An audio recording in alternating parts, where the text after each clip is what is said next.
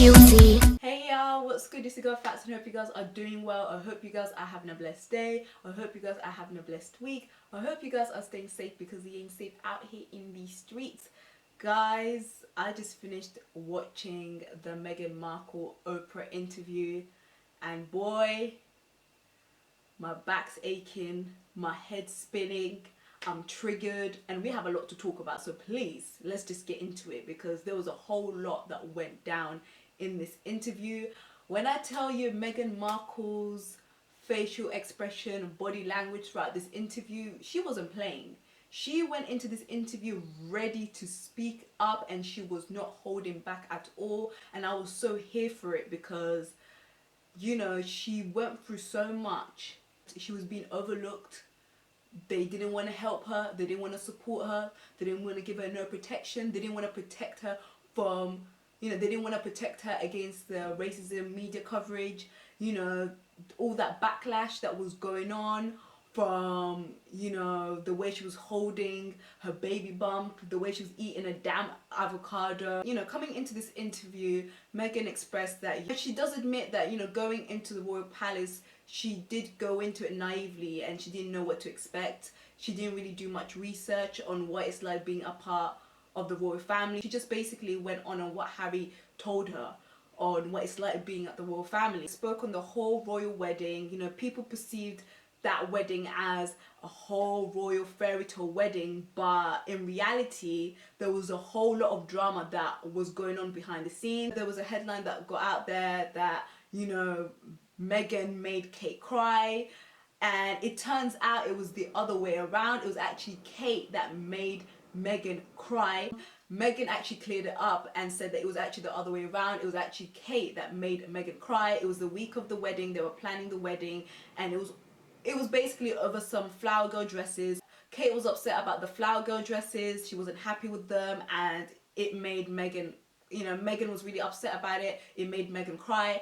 And, Kate basically apologized. She bought some flowers.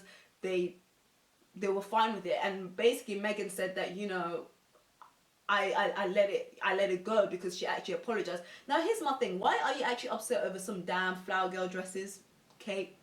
Why are you upset over some damn flower girl dresses, please? Like, are you actually being for real? Then they touched on how, the amount of bad press and backlash that Meghan was getting, the amount of racist media coverage that, Meghan was getting over some damn, the way she was holding her baby bump. If Kate was holding a baby bump, she was getting all types of praises, but if Meghan was holding her baby bump, she was getting all types of backlash. The way she was eating a damn avocado or the way she was holding her baby bump. But then the minute Kate was holding her baby bump, she was getting all types of praises.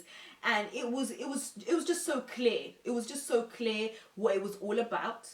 When that whole situation with Kate and Meghan came out and, basically they perceived it as if like Meghan was the one that made Kate cry. Everyone knew what really happened, but no one felt the need to basically defend Meghan or cleared up what really happened because they just felt like it wasn't needed. It wasn't needed to be cleared up. Nobody was speaking up against the racism media coverage. Nobody was speaking up to defend Meghan, to clear up what was actually being put out by the bad press. They feel the need to speak up about it.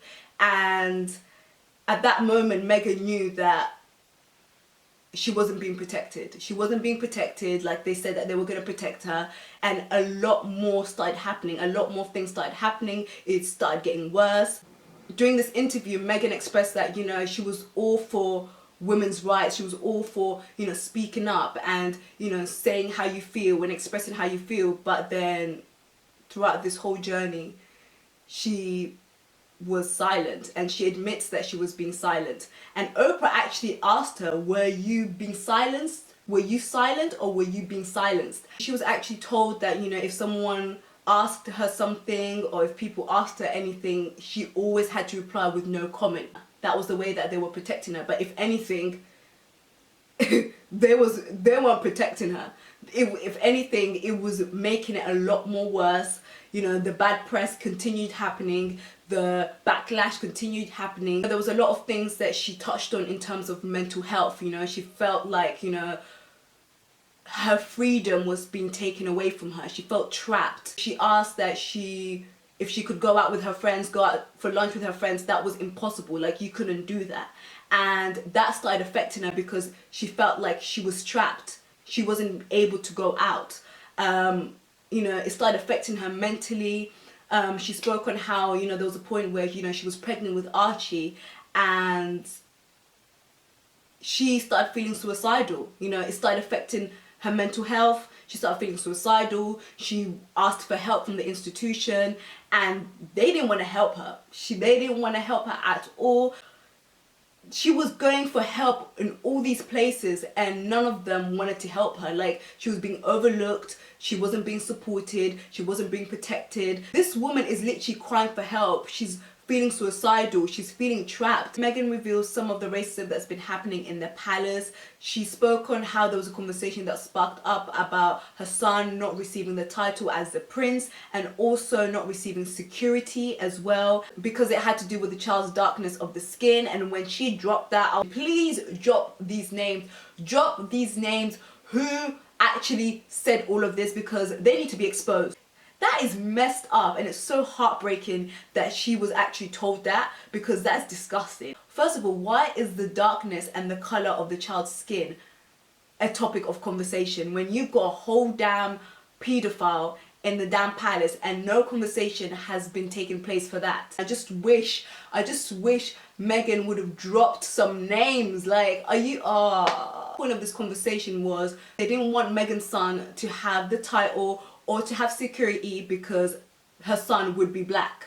Meghan went on to say that all the backlash that she was getting, the bad press, the racist media coverage that she was getting, it started affecting her, it started taking a toll on her. She felt unsurvivable. There was a point where she actually felt like she felt suicidal. Also, how she knew that she wasn't being protected, that she had like family, friends, her mom was literally crying her eyes out because of all the bad press that she was getting, all the backlash that she was getting, and they were telling her like, this is not good, like look at all the bad press that you're getting. And they were like, and she basically defended them like, no, I'm being protected, but then she realized like, no, I'm not being protected because look at all these bad press that I'm getting and not one person is speaking up about this. Nobody's speaking up to defend me. What she's asking for is for you guys to help her.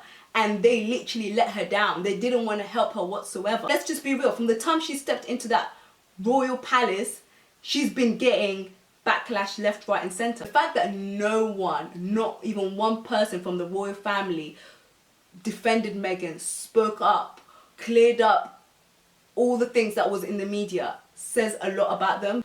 But then this also brings back to what I always say is, you know, all because somebody is showing you that they're happy and they're showing you all the smiles and you're seeing all the cameras and all the lights and everything like that, that doesn't mean that they're truly happy. You don't know what goes on behind closed doors. You don't know what goes on behind those cameras. And this is a perfect example. You would have thought that she was living that perfect royal family life. These times, behind closed doors, this is what she's going through. So then we see Harry, he comes into the interview, he basically speaks on how, you know, he announces the fact that they're having a baby girl, they're excited, they're happy, and then he basically speaks on everything that was happening during the time that they were in the UK, in the royal family. You know, basically one of the reasons why they stepped back from their role is because they weren't getting the support. There was lack of support, lack of help, lack of protection, and that's why they stepped back from their role.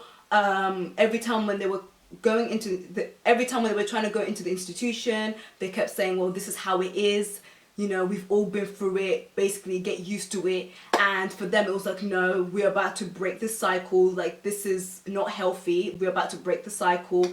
And they just didn't want to know. And you know, when they wanted to step back from their role, basically the dad stopped taking his calls.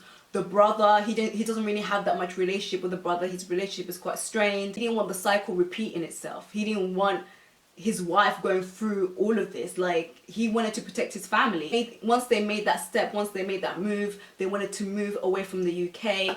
They went to Canada. Harry's security was being taken away from him. They cut him off financially. They basically wanted to take all of his rights. Luckily, he had some finances, you know, from his mother, I believed. This interview, Harry also expressed that he also felt trapped with the system. Like, he felt like unhappy as well, which is why, like, you know, he realized that when he was with Meghan, that he felt trapped within the system, you know. And for him, it was like, no, I wanted to take that step and remove myself out of that trapness. And now they have a beautiful home. They're living very happily. They've got a beautiful blessing coming their way. I feel like right now they seem so much happier because their life is not structured. They have a bit of freedom. They get to do like normal things, because before Meghan couldn't get a damn Uber, you know. She couldn't get a damn Uber to go out. Like, it was just, she didn't have that normal life anymore. And I get, like, you know, she signed up for that life, but she didn't sign up for not being protected, not having that security. It was just mad and crazy how, you know, how the media was bashing her constantly just before this interview came out, because there was this media backlash about her being a bully 3 years ago. First of all, why are you bringing up something that happened supposedly 3 years ago? Why is it that you're bringing it up now? And then you're bringing up like all this other things as well, all this lies and all this mad backlash. And it was just crazy that she was constantly getting backlash just before this interview, because they didn't want her to speak her truth. This interview right here just said everything that needed to be said. And as for Piers Morgan, at this point Piers Morgan needs to sit this one out. Don't speak on racism. Like, first of all, why are you speaking on race? Why are you speaking on something that you have no knowledge about?